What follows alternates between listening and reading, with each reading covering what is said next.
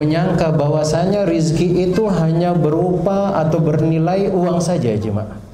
Maka kita katakan rizki yang diberikan oleh Allah Tabaraka wa Ta'ala itu tidak hanya berupa materi saja, yaitu uang. Tetapi kesehatan yang diberikan oleh Allah Tabaraka wa Ta'ala itu adalah rizki. Kita diberikan keturunan yang baik dan bisa menjalankan syariat Allah dan bisa kita atur, ada rizki dari Allah. Kemudian kita sembari juga mendoakan mereka supaya mereka sehat walafiat dan mereka dijaga oleh Allah. Itu ada rezeki dari Allah Tabaraka wa Ta'ala. Kemudian kita bisa berjalan untuk mencari nafkah bagi keluarga kita atau untuk mencari kebaikan bagi akhirat kita, adalah rezeki kepada Allah.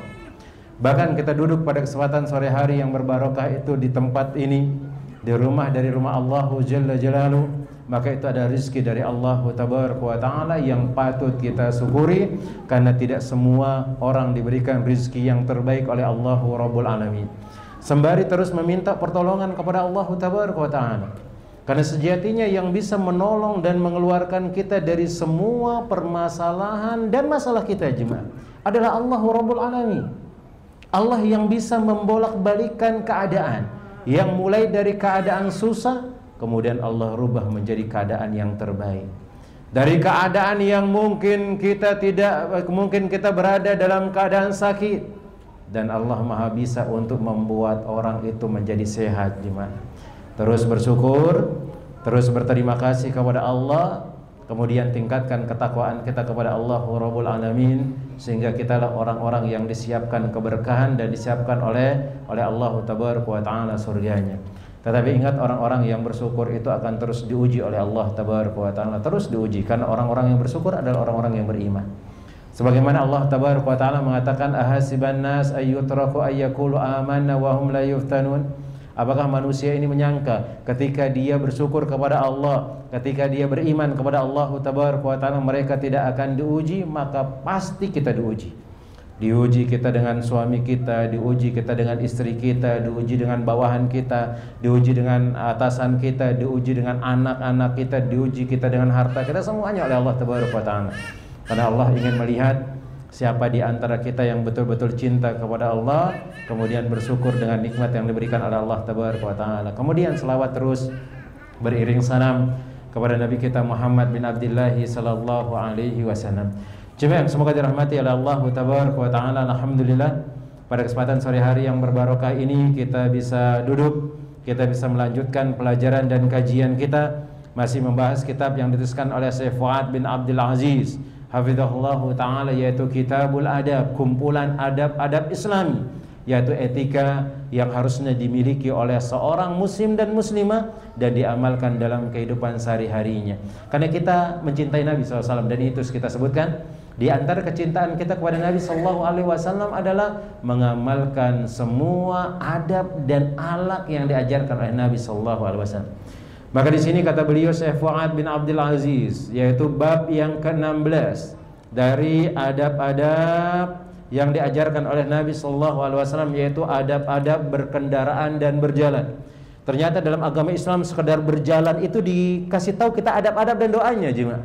Bahkan ketika kita menggunakan kendaraan pun seperti itu. Apa yang diinginkan dari hal tersebut? Supaya kita sehat dalam berjalan, dan tidaklah kita melangkah kecuali ke tempat yang diberikan pahala oleh Allah, itu adalah ibadah. Tidaklah kita berkendaraan kecuali kita akan selamat. Kemudian kita berkendaraan tidaklah pergi ke suatu tempat kecuali itu adalah tempat yang diridhai oleh Allah Tabaraka wa Ta'ala. Maka Allah Jalla Jalaluhu menyebutkan dalam kitabnya, yaitu dalam Al-Quran surat Az-Zukhruf, yaitu ayat yang ke-12 dan yang ke-13, atau ayat yang ke-12 sampai ke-14. Maka di sini Allah Jalla Jalaluhu mengatakan, walladzi khalaqal azwaja kulluha wa ja'ala lakum minal fulki wal an'ami ma tarkabun. Dan dialah zat yang menciptakan semua yang bersepasang-pasangan dan menjadikan untukmu kapal dan binatang ternak yang bisa engkau tunggangi.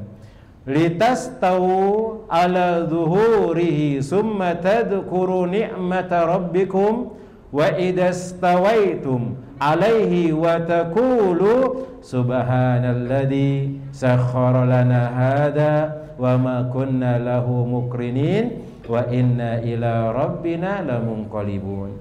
Supaya kamu bisa duduk di atas punggung-punggungnya, kemudian kamu ingat nikmat Rabbmu kepada kalian, kemudian engkau ketika sudah duduk di atas kendaraan tersebut, maka hendaknya engkau mengatakan, ini di antara doa ketika kita menaiki kendaraan, ketika kita sudah duduk di kendaraan kita, sebelum kita berjalan, sebelum kita berangkat, maka hendaknya dia mengatakan, Maha suci Rabb yang telah menundukkan semua ini untuk kami, padahal sebelumnya kami itu tidak bisa menguasainya. Dan sesungguhnya kami akan kembali kepada Rabbul Alamin, yaitu kepada Rabb kami Allah Subhanahu wa taala. Maka doanya adalah subhanalladzi sakhkhara lana hadza wa ma kunna lahu muqrinin wa inna ila rabbina lamunqalibun. Kemudian di antara adab-adab berkendara dan berjalan disebutkan oleh Syekh Fuad bin Abdul Aziz. Maka yang pertama adalah seseorang itu dilarang dia berjalan dalam keadaan angkuh, enggak boleh menyombongkan dirinya seolah-olah dia adalah orang paling tertinggi. Nah, ini biasanya orang-orang yang punya jabatan tinggi, orang-orang yang memiliki kekuasaan. Maka hati-hati dengan hal tersebut. Yang membedakan kita oleh Allah Tabaraka wa taala bukan dilihat dari ajsamikum wa amwalikum wa suratakum, bukan dilihat dari jenis bentuk kalian, kemudian wasuratakum, kemudian bentuk-bentuk wajah kalian, kulit kalian bagaimana bentuknya, apakah kalian cantik, apakah kalian buruk, apakah kalian ganteng, lah. Dan begitu juga dengan harta, enggak dilihat kita dari harta oleh Allah Jalla Jalaluhu. Semua kita ini sama jemaah. Kecuali kata Nabi sallallahu alaihi wasallam, wa yanzuru ila qulubikum wa a'malikum. Maka Allah Tabaraka wa taala melihat dari hati-hati kalian. Apa yang kalian lakukan? Kemudian amalan-amalan kalian, amalan apa yang selama ini kalian kerjakan? Apakah amalan-amalan soleh? Apakah amalan-amalan yang akan mengantarkan kalian kepada surga atau akan mengantarkan kalian kepada neraka? Maka enggak layak orang menyombongkan dirinya di atas muka bumi ini. Karena yang patut sombong itu adalah Allahu Rabbul Alamin, yang ia tidak memiliki kekurangan sama sekali. Enggak ada kekurangan Allah Tabaraka wa taala. Adapun kita banyak kekurangan, kita jemaah. Banyak kekurangan. Mungkin kita berkuasa, tapi kekuasaan kita itu tidak akan pernah lama jemaah. Ketika kita mati selesai sudah kekuasaan tersebut. Dan jatah orang itu paling kalau dia berada di pangkat mungkin, atau dia memiliki jabatan 5 tahun selesai dia sudah jemaah. Dia akan dilengsarkan, dia akan diturunkan. Kemudian apa yang membuat kita harus sombong, kemudian merendahkan orang lain? Maka di sini beliau mengatakan angkuh ketika berjalan termasuk di antara sifat-sifat yang tercela, yang tumbuh dari kesombongan dan ujub terhadap dirinya sendiri. Dan kita sering sebutkan bahwa sama-sama sombong dan ujub itu adalah dua sifat yang dicela oleh Allah Tabaraka wa taala. Kata Nabi sallallahu alaihi wasallam mengingatkan kepada orang-orang yang sombong dia, yang dia meremehkan manusia dan dia menganggap dirinya lebih baik. Kata Nabi sallallahu alaihi wasallam, la yadkhulul jannata man kana fi qalbihi misqala dzarratin minal kibr. Tidak akan masuk surga seseorang yang memiliki di dalam hatinya itu rasa sifat sombong jemaah. Rasa sifat sombong. Karena enggak ada yang bisa kita sombongkan. Kemudian ujub juga seperti itu jemaah. Disebutkan oleh para ulama, di antara ulama-ulama salaf kita atau para ulama kita jemaah, maka beliau mengatakan al-ujubu muhbitun likulli a'mali sholih. Ujub itu bisa menghapus amalan soleh kita loh jemaah. Maka apa yang membuat kita sombong? Terutama kita yang belajar ilmu agama jemaah. Belajar ilmu agama itu bukan untuk menyombongkan diri ya. Bukan untuk membuat kita meremehkan orang lain. Oh, orang lain ini belum pakai jilbab, dia berarti dia masuk neraka misalnya, dia nggak ada aman. Enggak, jemaah. Kita belajar ilmu agama, bisa menutup aurat kita, menjaga diri kita. Ini harus kita ajarkan ke orang lain. Ini harus membuat kita tambah lebih tenang, lebih tawadu, yaitu rendah hati, dan al-istiqanah, yaitu tenang. Kemudian tidak memiliki sifat sombong dan bahkan menonjolkan dirinya nggak ada aja. Karena di antara amalan yang disebutkan oleh Nabi Shallallahu Alaihi Wasallam, dan ini pula disebutkan oleh Al Imam Ibnul Qayyim, rahimahullahu taala, di antara tanda diterimanya amalan tersebut adalah ketika dia melakukan amal soleh, kemudian setelah selesai dia mengerjakan amal soleh, lupa dia sudah nggak tahu apa yang tadi amal soleh yang dia kerjakan. Dia berinfak ke orang lain, dia nggak peduli, sudah infak itu sudah biarkan, sudah. Untuk apa aku harus share? Untuk apa aku harus kabarkan ke orang lain? Karena nggak ada faedahnya. Kecuali kalau kita ingin menjadi misali, yaitu jadi contoh misalnya, maka silakan. Para ulama ketika dia ingin menjadi contoh, maka dia terang-terangan melakukan amal soleh, maka ini boleh. Tapi kalau kita mengerjakan, diketahui, nggak ada faedahnya juga, untuk apa kita harus sebarkan, kita harus banggakan, dan yang lainnya. Berharap mudah-mudahan amalan tersebut diberikan pahala yang besar oleh Allah Tabaraka wa Ta'ala. Kemudian beliau mengatakan, sombong adalah selendang Allah, maka barang siapa yang merampasnya, niscaya Allah Tabaraka wa Ta'ala akan mengadabnya. Sebagaimana disebutkan dari Abu Sa'id Al-Khudri dan Abu Hurairah radhiyallahu taala anhuma, bahwasanya Nabi sallallahu alaihi wasallam bersabda, al-izzu izaruhu wal kibriya'u rida'uhu faman yunazi'uni azzabtuhu. Maka kemuliaan adalah sarung Allah, kesombongan adalah selendang Allah. Yang patut sombong itu Allah, jemaah. Yang patut sombong itu Allah. Yang patut sombong itu Allah, sudah memberikan kita semuanya, memberikan apa, patut sombong. Patut sombong Allah Tabaraka wa Ta'ala. Kemudian Nabi sallallahu alaihi wasallam mengatakan, barang siapa yang menentangku, maka niscaya aku akan mengazab mereka. Allah akan azab kita, jemaah. Sombong ini enggak layak bagi kita. Begitu juga membanggakan diri. Apa yang kita membanggakan, jemaah? Antum membanggakan diri antum, oh sudah kenal agama. Lihat sholat kita kadang-kadang enggak ada yang benar, jemaah. Sholat kita kadang-kadang nggak benar. Ketika kita mengerjakan sholat, ada aja yang terlintas di dalam pikiran kita. Coba nanti kalau kita lagi sholat, jemaah, sholat sunnah kah, sholat wajib kah, wallahi di setiap sholat kita itu pasti ada sesuatu yang kita ingat. Pasti itu, jemaah. Kemudian apa yang membuat kita bangga? Menyombongkan diri kita, kemudian nggak mau beribadah semata-mata karena Allah, nggak mau ikhlaskan diri kepada Allah, kemudian kita mencukupkan, oh saya sudah sholat saja, Ustadz, cukup. Siapa yang menjamin amalan sholat kita ini diterima? Enggak ada. Maka kita berharap kepada Allah Tabaraka wa Ta'ala dengan memperbanyak amalan-amalan soleh, supaya Allah Tabaraka wa Ta'ala memberikan keberkahan dari amalan-amalan soleh yang kita kerjakan.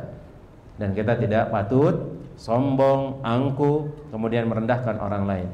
Kemudian disebutkan, jemaah yang semoga dirahmati oleh Allah Tabaraka wa Ta'ala, sebuah hadis yang berasal dari Abu Hurairah radhiyallahu ta'ala anhu. Maka beliau meriwayatkan bahwasanya Nabi sallallahu alaihi wasallam mengatakan, bainama rajulun yamsi fi hullatin tu'jibuhu nafsuhu murajjilun jummatahu id khasafallahu bihi fahuwa yatajaljalu ila yaumil qiyamah. Maka ketika ada seorang yang dia berjalan dengan kain hullah yang membuat dia mengagumkan dirinya, kemudian dia bersisi dengan rapi, terurai hingga telinganya, tiba-tiba Allah membenamkan dia dan dia terus berteriak sampai hari kiamat. Ini dia, sombong itu nggak layak, angkuh itu nggak layak. Apa sih yang kita sombongkan? Nggak ada. Bahkan kita yang sudah belajar ilmu agama banyak, nggak boleh kita sombong. Lihat ada orang yang baru belajar ilmu agama kemudian kita meremehkannya, lah. Kita katakan tadi kita belajar ilmu agama itu bukan menyombongkan orang lain. Ini masalah agama. Maka bagaimana dengan urusan dunia? Kita nggak patut sombong.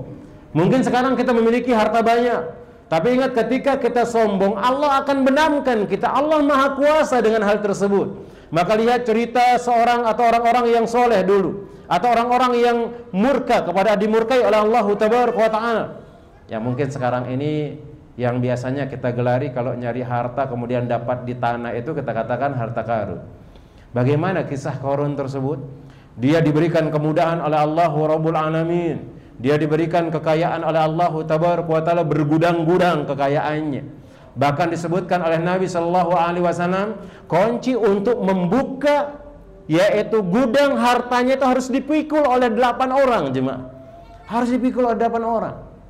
Kemudian ketika dia diingatkan oleh saudara-saudaranya, oleh kaumnya di sana untuk kembali kepada Allah, mengingat Allah, memberikan mana yang harus diberikan dari hartanya kepada orang-orang miskin, maka dia mengatakan dan menyombongkan dirinya, mengatakan innama utitu mimma indi, harta ini aku dapatkan bukan karena Allah, bukan karena manusia yang lainnya, tidak, tapi aku dapatkan karena ilmuku dan aku yang bisa mencari harta tersebut.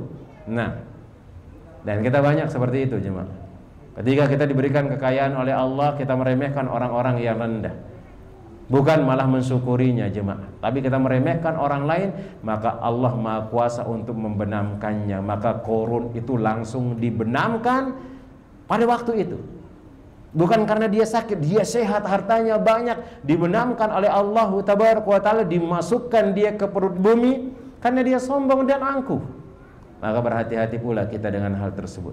Maka keangkuhan tidaklah ada kecuali ketika perang untuk membuat marah pada musuh, sebagaimana yang Abu Dujana lakukan ketika mengikatkan imamah miliknya yang berwarna merah. Kemudian mulailah ia berjalan dengan angkuh di antara dua barisan saling berhadapan. Nah, ini kalau angkuh ini dibolehkan ketika perang.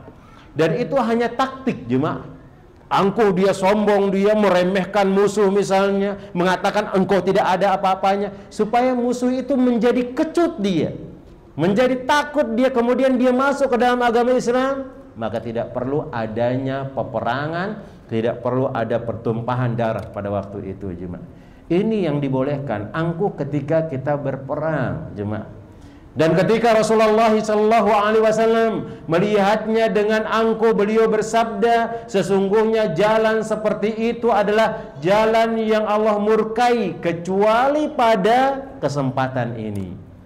Angkuh itu jelas tidak boleh, karena itu adalah kesombongan, meremehkan orang lain. Kemudian itu adalah hal yang paling dicela oleh Allah Tabaraka wa Ta'ala dan Rasulnya, kecuali ketika peperangan.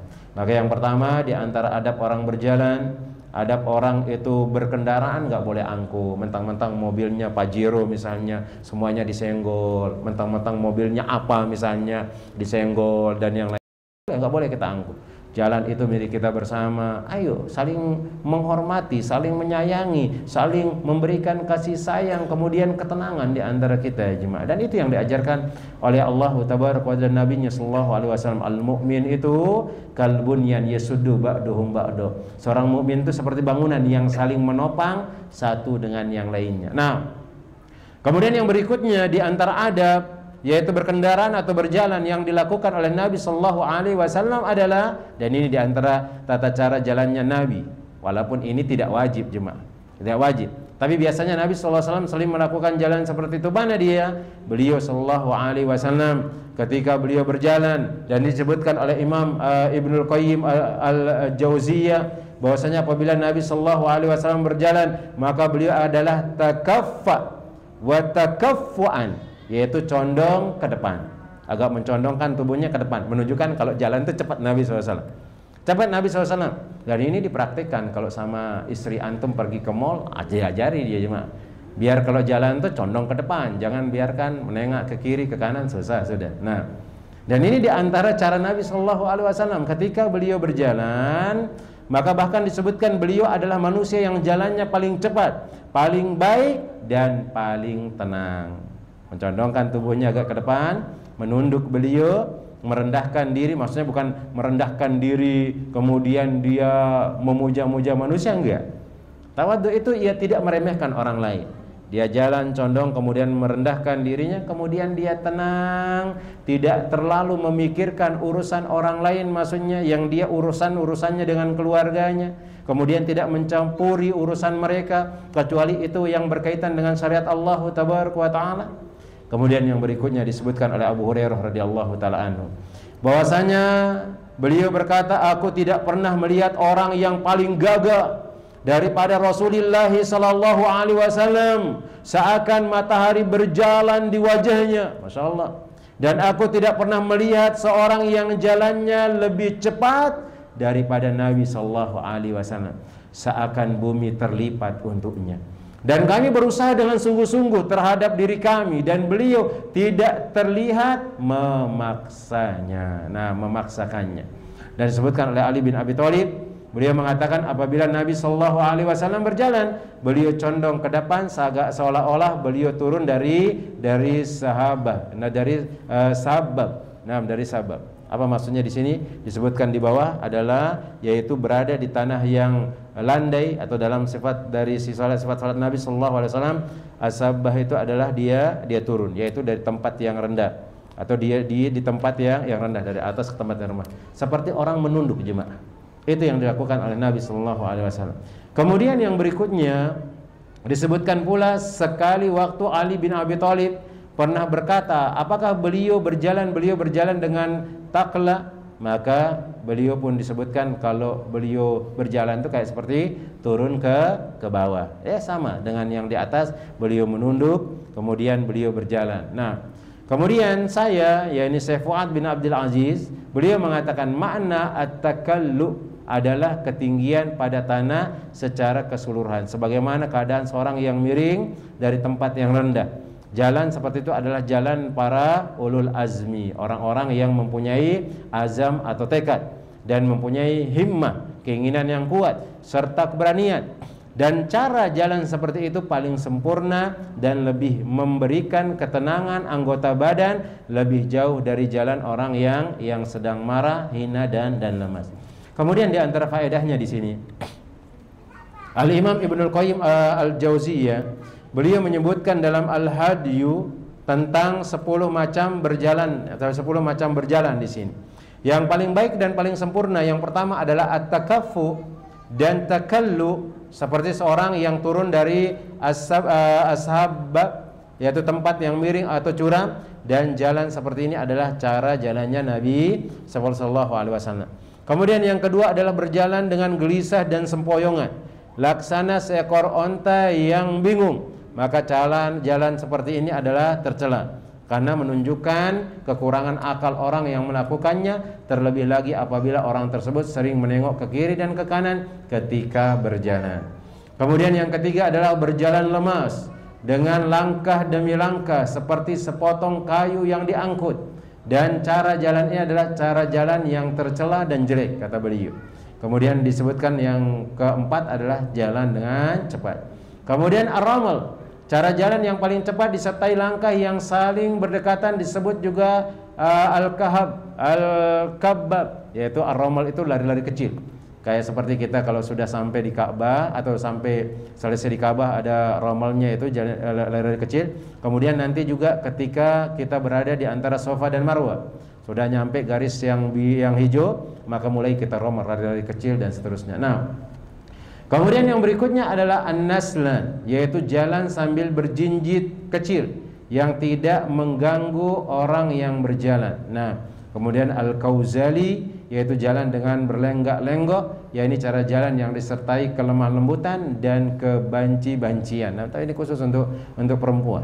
Nah, al-kahkara, yaitu jalan ke belakang. Kemudian al-jamza, yaitu jalan sambil melompat. Kemudian at-tabakkutur. Nah, at-tabaktur, yaitu jalan orang yang ujub dan sombong. Ini yang disebutkan oleh Imam Ibnul Qayyim Al-Jauziyah rahimahullahu ta'ala. Ada beberapa istilah tentang masalah berjalan. Kemudian yang berikutnya, yang ketiga, yang disebutkan oleh Syekh Fuad bin Abdul Aziz di sini tentang adab-adab berkendaraan dan berjalan. Maka dimakruhkan berjalan dengan menggunakan satu sandal, jemaah. Gak boleh. Ada larangan dari Nabi sallallahu alaihi wasallam, tapi larangan ini tidak mencapai haram. Beliau mengatakan hukumnya adalah makruh, sangat dibenci oleh Nabi sallallahu alaihi wasallam. Karena kenapa?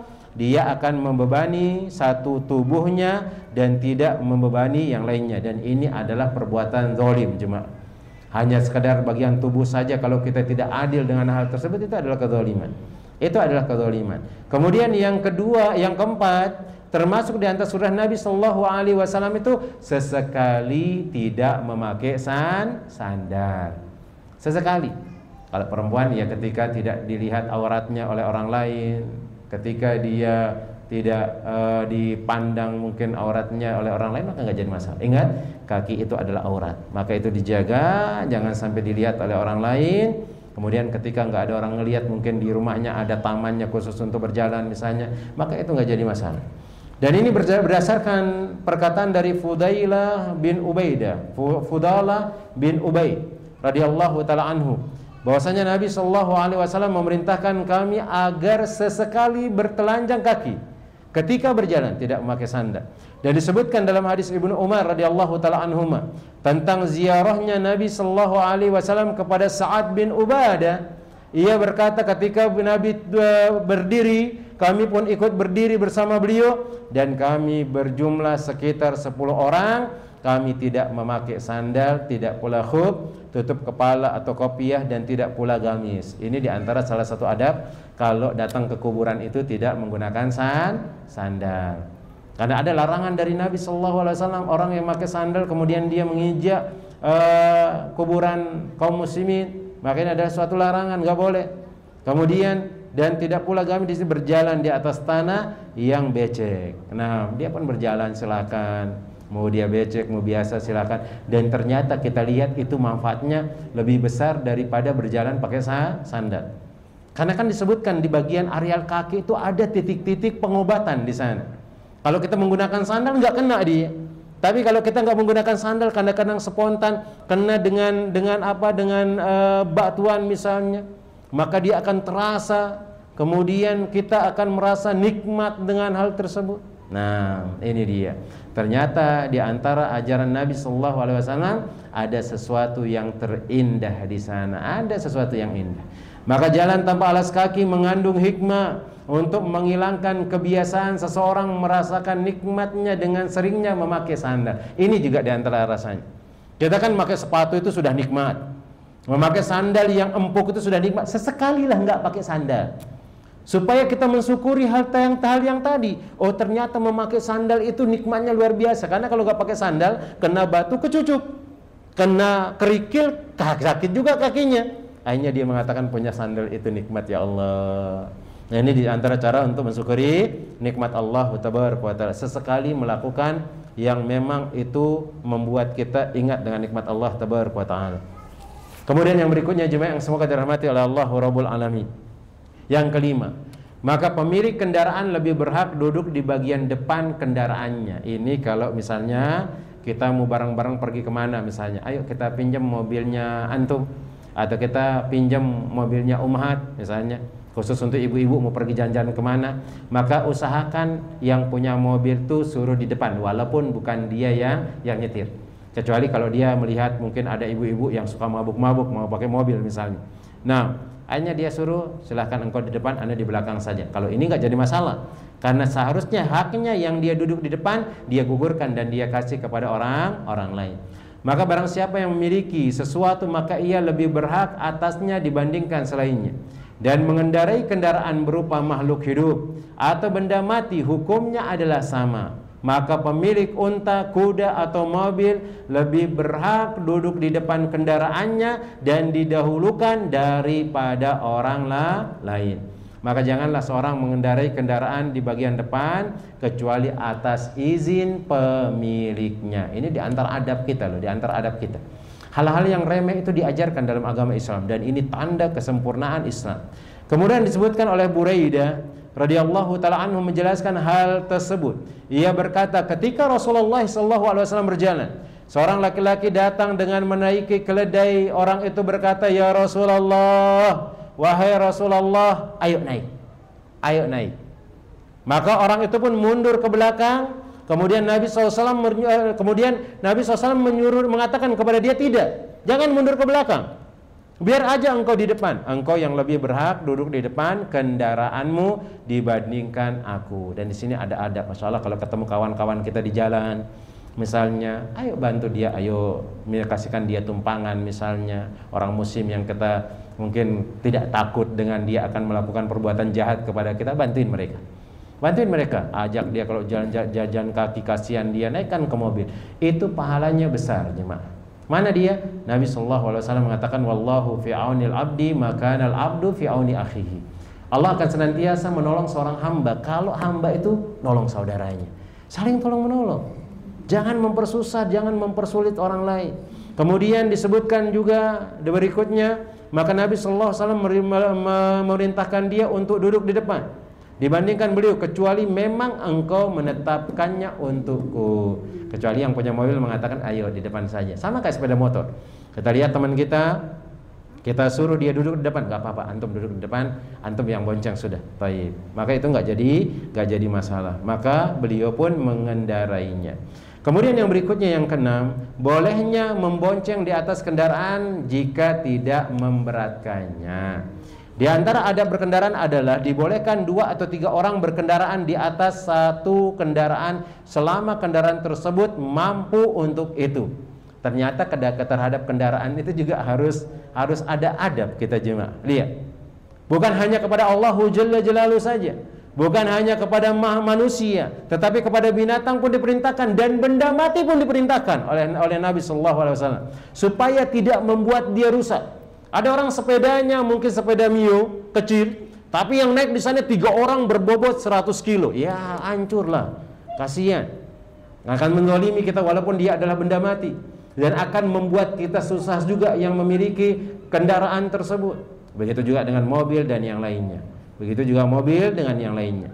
Maka ini disebutkan pula bahwasanya Nabi Shallallahu Alaihi Wasallam membonceng sebagian sahabat beliau, seperti Mu'ad, kemudian pernah juga Usama, kemudian Al-Fadl. Demikian pula beliau membonceng Abdullah bin Ja'far, kemudian Al-Hasan, Al-Husain secara bersamaan, dan juga selain mereka. Mudah-mudahan Allah Subhanahu wa taala meridhai mereka semua. Apalagi kalau dia kuda misalnya, kalau dia onta, cukupnya ya 2 orang yang naik. Cukupnya kalau memang 3 orang ya 3 orang. Jangan dipaksa 5 orang naik misalnya. Maka akan membuat sakit binatang tersebut dan seterusnya. Kemudian yang berikutnya jemaah yang semoga dirahmati oleh Allah Tabaraka wa taala, makruh menjadikan kendaraan itu mimbar. Maka disebutkan oleh Abu Hurairah radhiyallahu taala anhu menerangkan masalah ini, ya berkata, janganlah kalian menjadikan punggung-punggung hewan tunggangan kalian itu sebagai mimbar-mimbar. Karena Allah memudahkannya untuk kalian hanya untuk membawa kalian ke negeri yang belum pernah kalian capai, kecuali dengan bersusah payah. Dan Allah Subhanahu wa taala telah menjadikan bumi untuk kalian, maka di atasnya lah hendak kalian menunaikan hajat kalian. Maknanya adalah jangan kalian duduk di punggung-punggung hewan kendaraan dan kalian berhenti untuk membicarakan jual beli. Ini dia. Udah nyampe ke tempat jual beli, kemudian transaksinya akan lama, dia duduk di atas kendaraannya. Kasihan, dia butuh istirahat. Unta tersebut, keledai itu, maka silahkan dia kasihkan dia untuk ngembala misalnya atau untuk merumput, maka ini tidak jadi masalah. Kemudian akan tetapi turunlah dan tunaikanlah kebutuhan kalian, lalu setelah itu tunggangilah mereka. Demikian yang dikatakan Al-Qari. Kemudian dan jangan seorang menyamarkan masalah ini dengan alasan berhentinya Rasulullah SAW di atas tunggangan beliau ketika melaksanakan haji wada. Beliau nggak bisa turun, beliau di atas tunggangan beliau, karena nggak susah untuk turun. Apalagi beliau minum sebentar, kemudian beliau melanjutkan, dan itu tidak lama. Itu tidak lama dan masalah yang kuat dan tersebut tidak terulang-ulang. Kemudian disebutkan oleh Imam Ibnul Qayyim, beliau mengatakan adapun berhentinya Nabi sallallahu alaihi wasallam di atas hewan tunggangan beliau ketika melaksanakan haji wada dan beliau berkhutbah di atasnya, hal tersebut tidak termasuk sesuatu yang terlarang. Hal tersebut beliau lakukan karena adanya maslahat umum di waktu itu dan tidak dilakukan terus-menerus. Maka hewan tunggangan beliau pun tidak kepayahan dan tidak merasa berat sebagaimana yang didapati dari orang-orang yang terbiasa melakukannya bukan untuk kemaslahatan, bahkan ditaruh barang-barang yang lain. Bahkan mereka juga menjadikan sebagai tempat tinggal dan tempat duduk yang mana seorang bermunajat di atasnya dan mereka tidak turun ke tanah. Hal ini sering terulang dan berlangsung lama. Berbeda dengan khutbah Nabi SAW di atas hewan tunggangan beliau, agar orang-orang bisa mendengar khutbah beliau, sampaikan yang beliau sampaikan dan mengajari mereka tentang Islam dan hukum-hukum manasik. Maka hal tersebut tidak terulang dan tidak berlangsung lama, sedangkan maslahat bisa dirasakan seluruh manusia. Kemudian faedahnya, adapun tentang masalah mobil, tidak dianggap hewan tunggangan. Dari sisi lamanya orang duduk di atasnya dan berbicara dengan orang lain, ini tidak termasuk.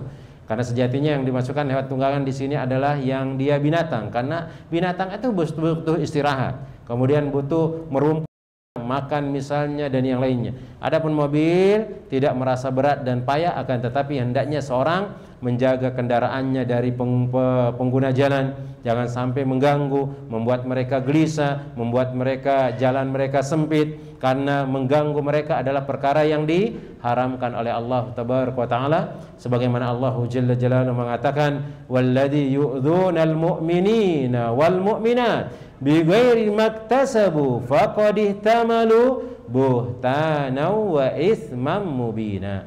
Dan orang-orang yang menyakiti orang-orang mukmin dan mukminah tanpa kesalahan yang mereka perbuat, maka sesungguhnya mereka telah memikul kebohongan dan dosa yang sangat nyata. Allah taala alam sawab.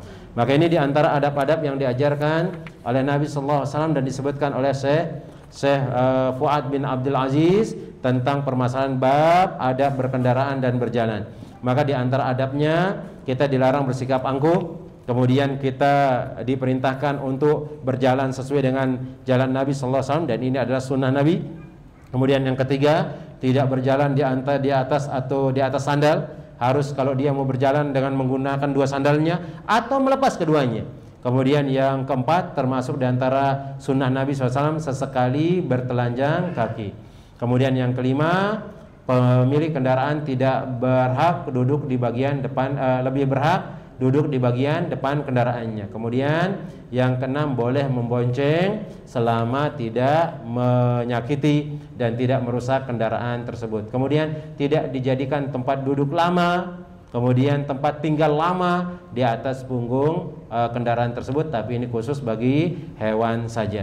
Kemudian yang pertama tadi kita sebutkan, yang paling pertama ketika hendak berangkat untuk kemana dengan menggunakan kendaraan kita, dengan menggunakan motor kita dan yang lainnya, maka hendaknya dia berdoa mengatakan subhanalladzi sakhkhara lana hadza wa ma kunna lahu muqrinin wa inna ila rabbina lamunqalibun. Itu diantara doa kita ketika menggunakan kendaraan.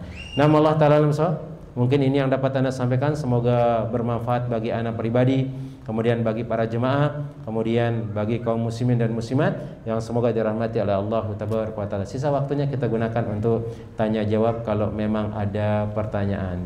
Tafadhol. Kalau ada pertanyaan dari ibu-ibu, monggo.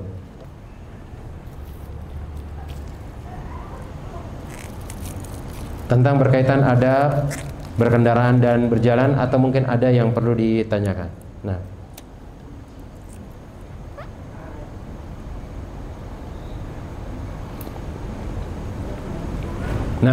Kalau nggak ada kita cukupkan. Fadhil.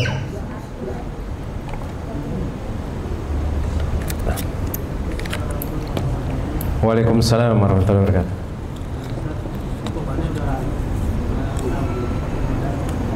Yang hukum gambar yang ada di rumah seperti di sarung bantal, terus di buku-buku yang di cover buku anak-anak yang ada gambar itu yang kita taruh di lempak, terus sama dengan gambar yang kayak gambar orang tapi dia hitam gitu, hitam aja di pakaian atau di poster dinding, itu bagaimana hukumnya?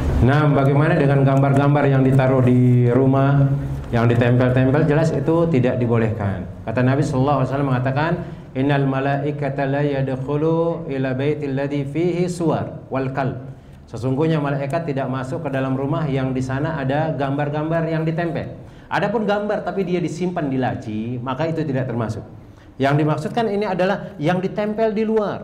Kemudian bagaimana dengan baju, Ustaz? Baju juga, tapi dia dilipat, ditaruh di lemari, nggak dipakai, maka nggak jadi masalah. Pas dipakai itu dilarang, nggak boleh. Apalagi kalau dia adalah makhluk bernyawa.